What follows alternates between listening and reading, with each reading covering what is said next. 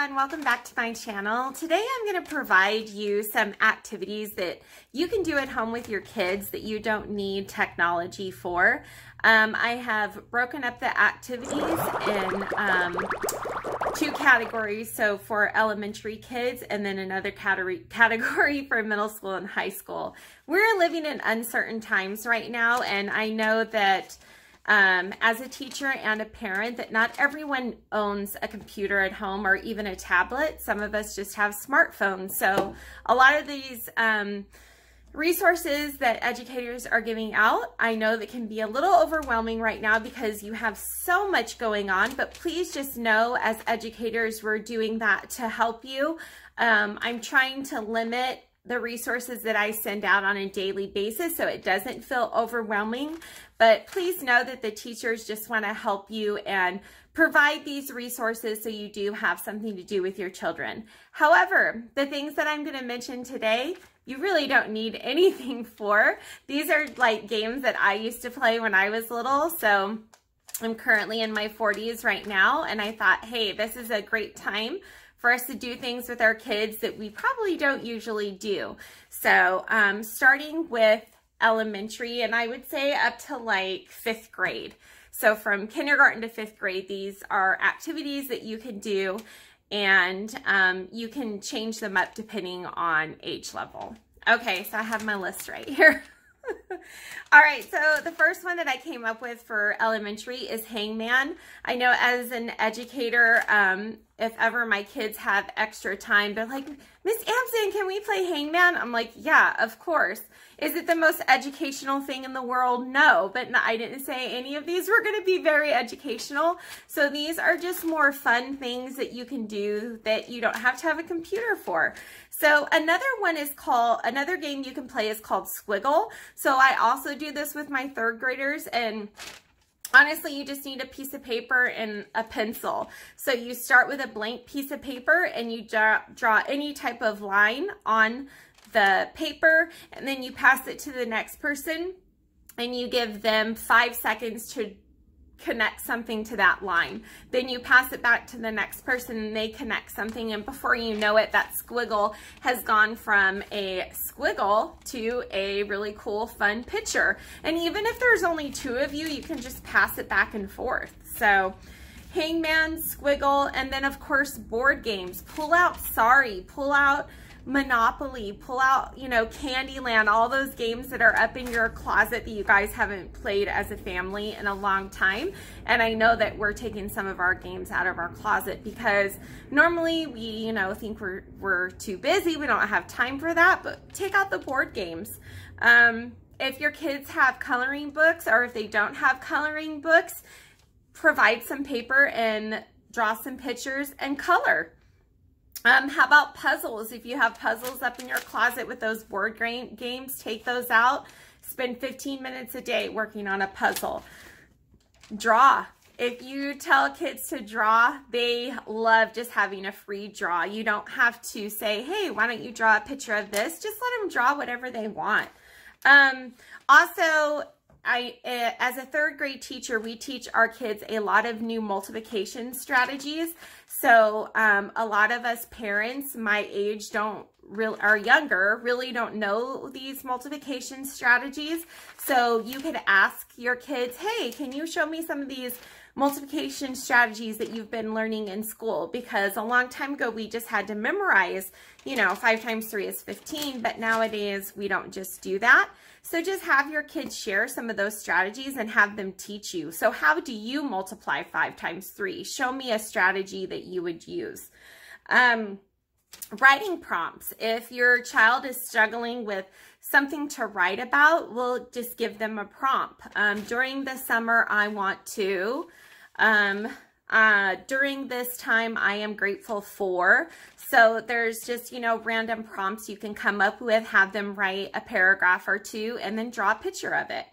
Or have them make a comic strip. And really all you need is a piece of paper for this.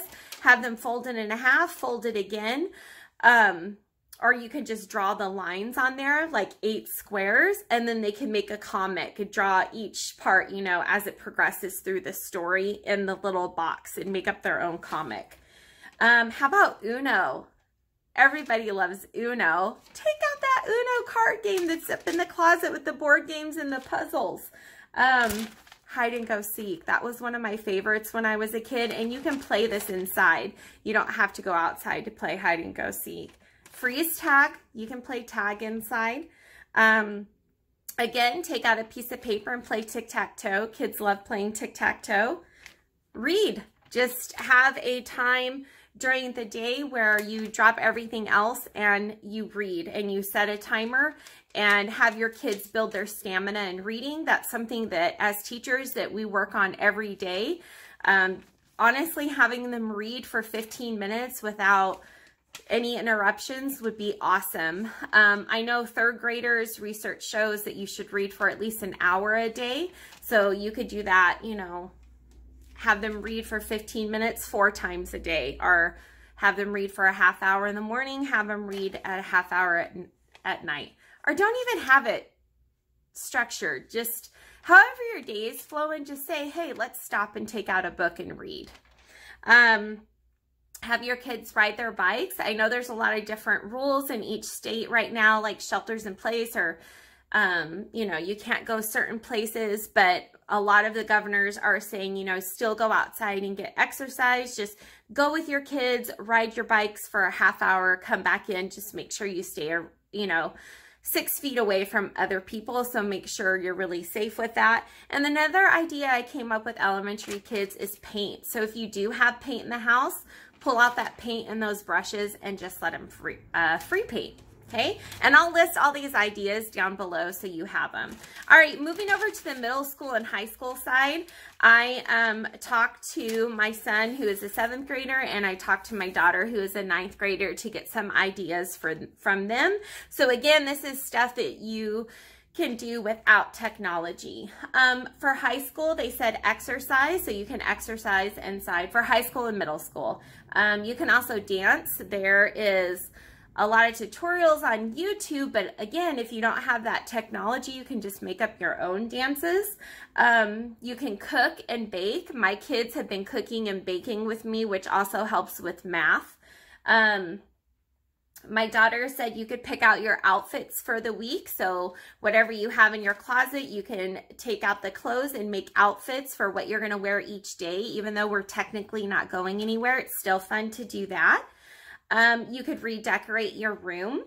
Again, you could read, you could write or draw, write a letter to your grandparents or your aunt and uncle that live in a different state. I know grandparents would be so grateful to get a letter during this time, and that's something that we used to do a long time ago that we don't do anymore. So, or even sending them a postcard if you guys have stamps at home, writing them a letter or sending a family member or a friend would be awesome to do right now. How about go on a walk or take your dog for a walk and playing basketball or football? I know, again, that's limited, but you would just have to be safe when you're doing that.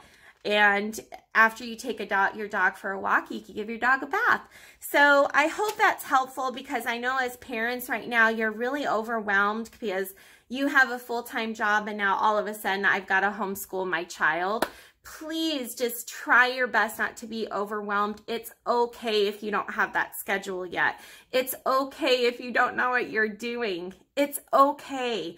And you know, I'm a teacher and a parent, and I am not trying to be overwhelmed either, because I don't want to overwhelm my kids.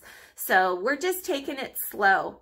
Just take it slow. It's going to be okay. It's going to be okay. So I hope these ideas help and you have some fun with your kids. All right, guys, thank you for watching my video, and I will see you next time. All right, don't forget, God loves you, your students love you, and you are an awesome parent. Okay, bye guys.